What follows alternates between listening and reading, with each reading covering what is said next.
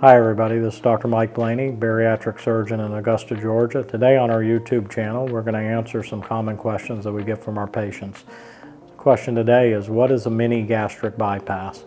I know it can be very confusing about all the terms that are used in the field of bariatric surgery.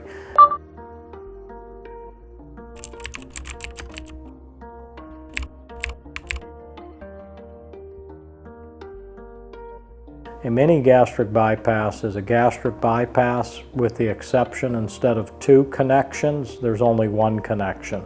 Essentially, it's a loop gastric bypass. In other words, we are creating a small gastric bypass pouch, as we would in a regular standard gastric bypass, and then looping the small intestine up to the pouch.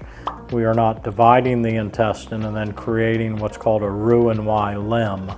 There is a standard surgical configuration called a Roux-en-Y reconstruction, which is done in intestinal surgery as a descriptive term to describe how the intestine is reconstructed. So don't be confused about the terms of R&Y bypass, mini bypass, loop bypass, or Roux-en-Y bypass. All these operations are essentially the same thing, and various surgeons will tout the benefits of one way of doing this over another.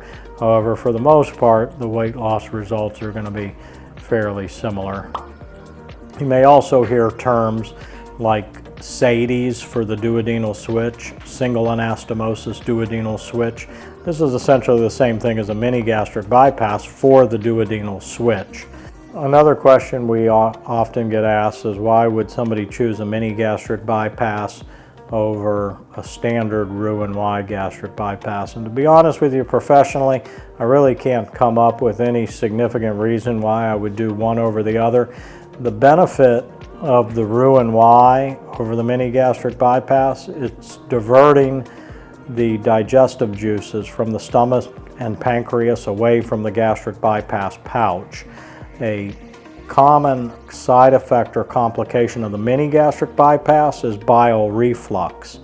Now, one benefit that surgeons sometimes claim as a benefit of the mini bypass is less risk of having ulcerations, because there is that stream of digestive juices and bile that are coming up to the pouch, diluting potential acid that is being made by the pouch. So we might be able to reduce our incidence of having marginal ulcers that are more commonly seen after the Roux-en-Y gastric bypass. I know that gets rather confusing.